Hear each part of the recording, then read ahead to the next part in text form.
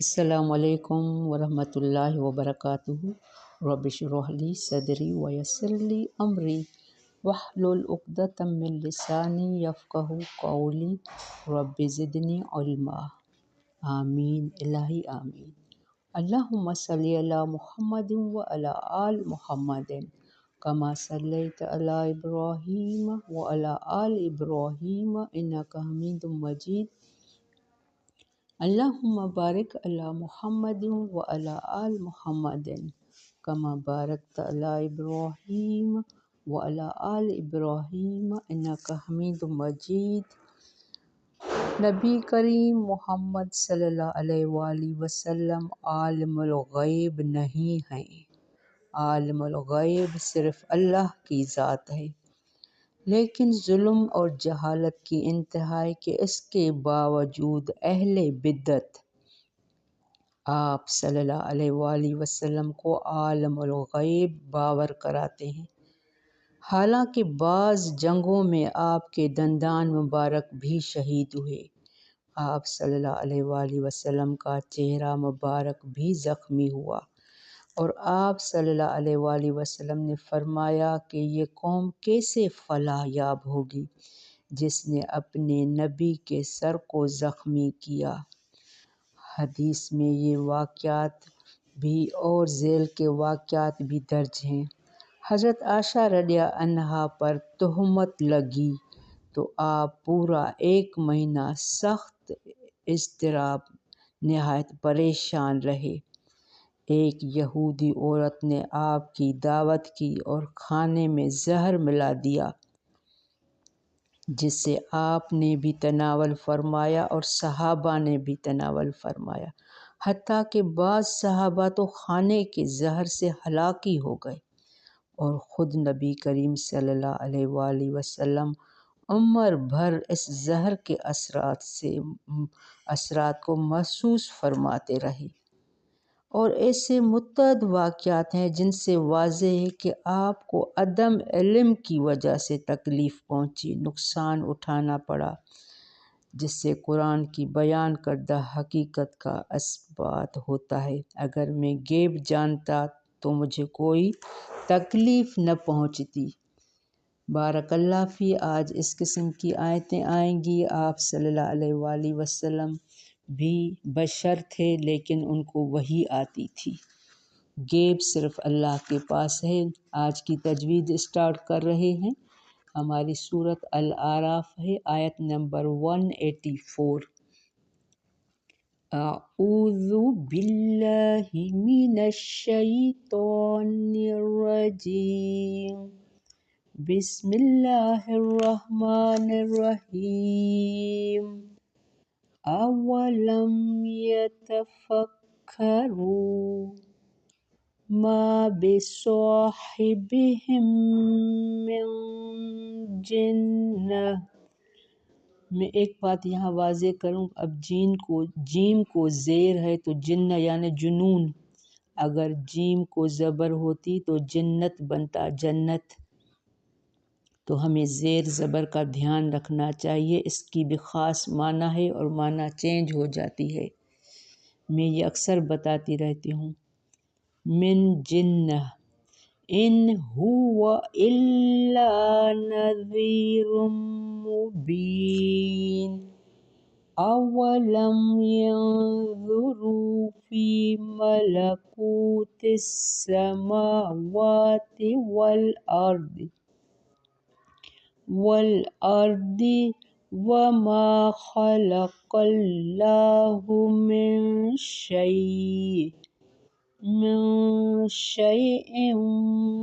وان عسى ان یکون قد اقترب اجلهم فبأي حدیث بعدہ یؤمنون۔ من یضلل اللہ فلا ہادی لہ ویذرہم فی طغیانہم یعمہون۔ يسألونك عن الساعة أيان مرساها قل إنما علمها عند ربي لا يجليها لوقتها إلا هو ثقلت في السماوات والأرض لا تأتيكم إلا بغتة يسألونك كأنك حفي عنها قل إنما علمها عند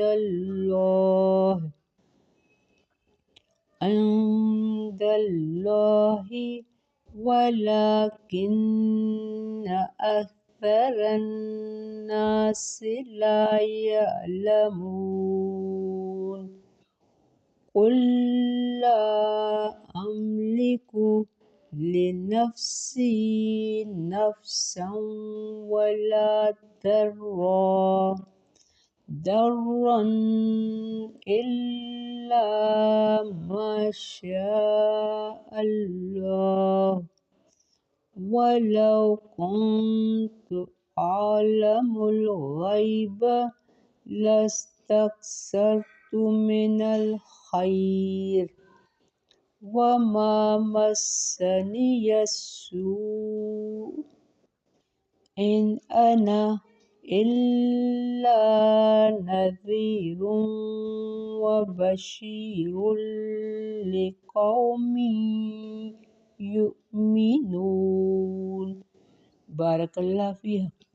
ہم یہاں 188 پہ اسٹاپ کر رہے ہیں۔ ہم نے اسٹارٹ کیا تھا آیت نمبر 184 سے اولم یتفکروا، کیا بھلا نہیں انہوں نے غور فکر کیا؟ کس میں غور فکر؟ اللہ کی قدرت میں، اللہ کی نشانیوں میں۔ اللہ نے جو یہ دنیا بنائی ہے بے مقصد نہیں بنائی ہے، انسان کو بھی بے مقصد نہیں بنایا ہے کہ بس وہ کھا پی کے سو جائے، دن گزارے، نہیں، ہر دن کے ایک ایک پل کا حساب ہوگا۔ ہم نے یہ ایک پل کس میں گزارا، کیا کیا؟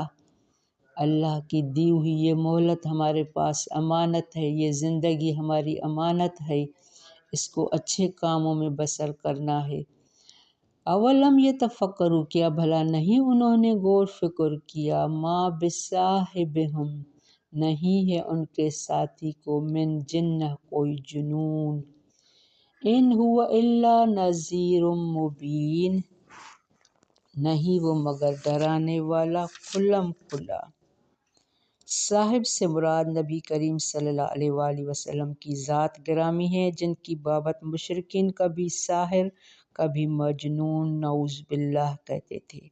اللہ تعالیٰ نے فرمایا یہ تمہارے عدم تفکر کا نتیجہ ہے، وہ تو ہمارا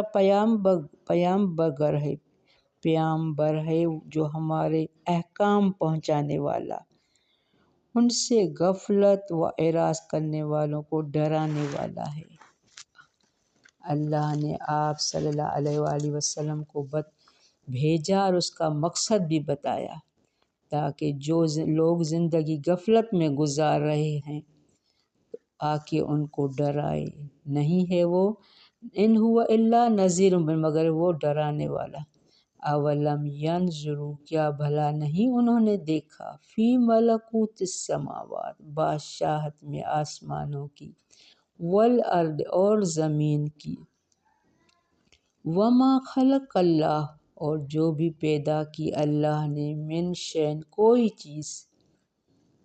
اللہ نے اوپر آپ صلی اللہ علیہ وآلہ وسلم کو بھیجنے کا مقصد بتایا، اب یہاں ہمارے لیے بھی مقصد ہے بھیجنے کی، یہ آیت ہے کہ اللہ نے زمین آسمان کو پیدا کیا اور اللہ نے کوئی چیز بغیر مقصد کے پیدا، وَأَنْ عَسَىٰ، اور یہ کہ امید ہے، أَن يَكُونَ، کا اقترب اجلہم، امید ہے کہ ہو تحقیق قریب آ چکی مدت ان کی، کن کی؟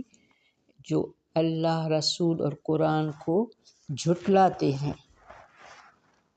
مطلب یہ ہے کہ ان چیزوں پر بھی اگر یہ غور کریں تو یقیناً یہ اللہ پر ایمان لائیں، ان کے رسول کی تصدیق اور ان کی اطاعت اختیار کر لیں، اور انہوں نے جو اللہ کے شریک بنا رکھے ہیں انہیں چھوڑ دیں، اور اس بات سے ڈریں کہ انہیں موت اس حال میں آ جائے کہ وہ کفر پر قائم ہوں۔ یہ بات آپ سمجھ لیں کہ ہماری موت ایمان پر ہو، کلمے پر ہو، اسلام پر ہو، کفر پر نہ ہو۔ حدیث سے مراد یہاں قرآن کریم ہے، یعنی نبی کریم صلی اللہ علیہ وآلہ وسلم۔ انذار و تحید اور قرآن کریم کے بعد بھی اگر یہ ایمان نہ لائیں تو ان سے بڑھ کر انہیں ڈرانے والی چیز اور کیا ہوگی جو اللہ کی طرف سے نازل ہو اور پھر یہ اس پر ایمان لے آئیں۔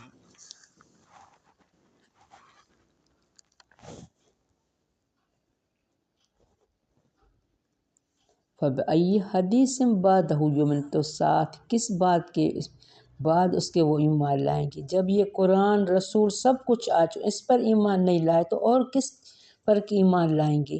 ان کا تو اب خاتمہ کفر پر ہی ہوگا۔ مَن یُضْلِلِ اللہِ فَلَا ہَادِیَ لَہُ، جسے بھٹکا دے اللہ بس نہیں کوئی ہدایت دینے والا اس سے۔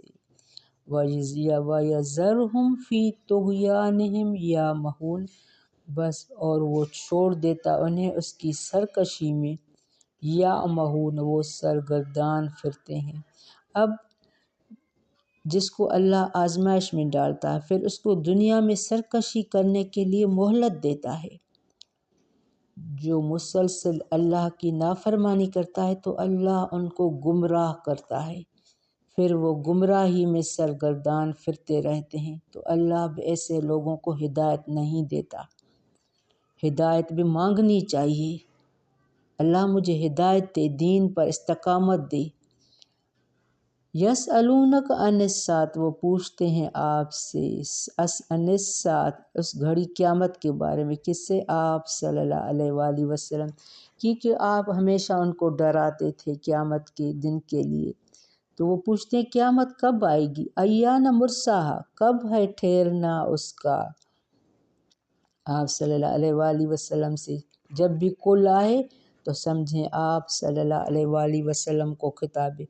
قل انما علمھا، کہہ دیجئے بے شک علم اس کا، عند ربی پاس ہے میرے رب کے، لا یجلیھا نہیں ظاہر کرے گا اس سے، جلی جلال تجلی سے ہے ظاہر ہونا، لا یجلیھا نہیں ظاہر کرے گا اسے، لوقتھا الا ہوا اس کے وقت پر مگر وہی، یعنی جس کا قیامت کا ٹائم مقرر ہے اللہ اس کو قیامت کو اس کے مقرر وقت پر ظاہر کرے گا، اور اس کا علم کس کے پاس نہیں ہے اللہ کے سوا، الا ہوا مگر وہی، صرف اللہ کا۔ ثقلت فی السماوات والارض، بھاری ہوگی آسمان اور زمین میں، یعنی قیامت اتنی بھاری ہوگی جو پورے آسمان زمین میں اس وقت تک کوئی، جیسے زلزلے، تباہیاں، سیلاب، طوفان آتے ہیں، لیکن قیامت ان سب سے بھاری ہوگی آسمان اور زمین کے درمیان۔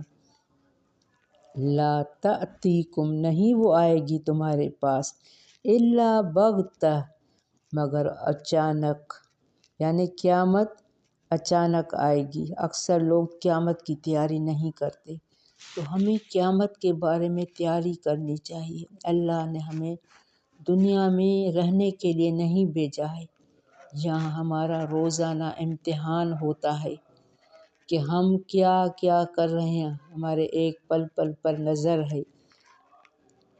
تو یسألونک کأنک حفی، وہ پوچھتے ہیں آپ سے گویا کہ آپ پوری طرح باخبر ہیں۔ حفی کی خاص معنی ہے، حفی معنی گویا آپ جانتے ہیں، یعنی کسی کے پیچھے پڑ کر، جیسے ہم ہمیں کوئی چیز معلوم کرنی ہوتی ہے تو کسی کے پیچھے پڑتے ہیں، تو یہ سمجھتے ہیں حفی، یہ خاص ورڈ آیا ہے کو یہ سمجھتے ہیں کہ آپ صلی اللہ علیہ وآلہ وسلم نے اللہ کے پیچھے پڑھ کر اس کا نالج حاصل کر لیا ہے۔ یسألونک کأنک حفی، وہ پوچھتے ہیں آپ سے گویا کہ آپ پورے باخبر ہیں، جانتے ہیں کہ قیامت کب آئے گی، انہا اس سے یعنی قیامت سے۔ قل انما علمھا عند اللہ، کہہ دیجئے بے شک علم اس کا پاس ہے اللہ کے، ولیکن اکثر الناس لا یعلمون، لیکن اکثر لوگ نہیں جانتے۔ اور اب جو یہ آیت آ رہی ہے اس کو انڈر لائن کر دیں۔ قل لا املک، کہہ دیجئے نہیں ہوں میں مالک، لنفسی اپنے نفس کے لیے، نفعا کسی نفع کا، ولا ضرا اور نہ کسی نقصان کا، الا ما شاء اللہ مگر جو چاہے اللہ، یعنی اللہ کے سوا کسی کو اس کا نفع نقصان اور اس کا علم معلوم نہیں ہے، اور مجھے تو اپنے نفع نقصان کا بھی علم نہیں ہے۔ وَلَوْ كُنْتُ، اگر ہوتا میں عالم الغیب، میں جانتا غیب کو، لَاسْتَكْثَرْتُ، البتہ کثرت سے لے لیتا میں، من خیر بھلائی میں سے۔ آپ صلی اللہ علیہ وآلہ وسلم سے کہلوایا جا رہا ہے اگر مجھے غیب کا علم ہوتا تو میں اپنے لیے بہت سارا خیر جمع کرتا، اور مجھے کبھی کسی چیز کا نقصان بھی نہیں ہوتا، نہیں میں مالک اپنی ذات، اگر مجھے علم ہوتا تو میں طائف نہیں جاتا۔ وما مسنی السوء، اور نہ پہنچتی مجھے کوئی تکلیف۔ اور یہ آیت ہمیں اللہ پر توکل کراتی ہے کہ ہمیں اللہ پر توکل کرنا چاہیے۔ ہمارا نقصان نفع کا اس کو سب کو اللہ کو معلوم ہے۔ ہم بھلے کتنے بھی اپنے ساتھ مسلح ہتھیار لے کے جائیں، اگر ہمیں اللہ نے نقصان پہنچانا لکھا ہے تو نقصان پہنچ کے رہے گا۔ ان انا الا نذیر، نہیں ہوئی مگر ڈرانے والا، وبشیر لقوم یؤمنون، اور خوشخبری دینے والا ان لوگوں کے لیے جو ایمان لاتے ہیں۔ اللہ نے مجھے صرف آپ لوگوں کے لیے ڈرانے اور خوشخبری کے لیے بھیجا ہے، ان قوموں کے لیے جو اللہ پر ایمان لاتے ہیں۔ یہ آیت ہمیں پڑھ کے اس پر عمل کر کے غور فکر کرنا چاہیے۔ ہماری بھلائی اور گمراہی سب اللہ کے ہاتھ میں ہے۔ اگر ہمارے ہاتھ میں ہوتا، بہت سارے لوگوں کے پاس جاب نہیں ہے، بہت سارے لوگوں کے پاس اولاد نہیں ہے، وہ سرگردان پھرتے ہیں ڈاکٹروں کے پاس، مولویوں کے پاس، بزرگوں کے پاس۔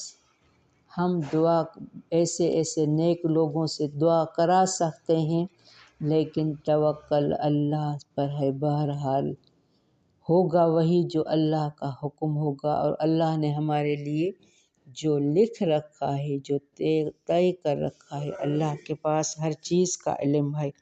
بارک اللہ فی ربنا تقبل منا انک انت السمیع العلیم وتب علینا انک انت التواب الرحیم۔ السلام علیکم ورحمۃ اللہ وبرکاتہ۔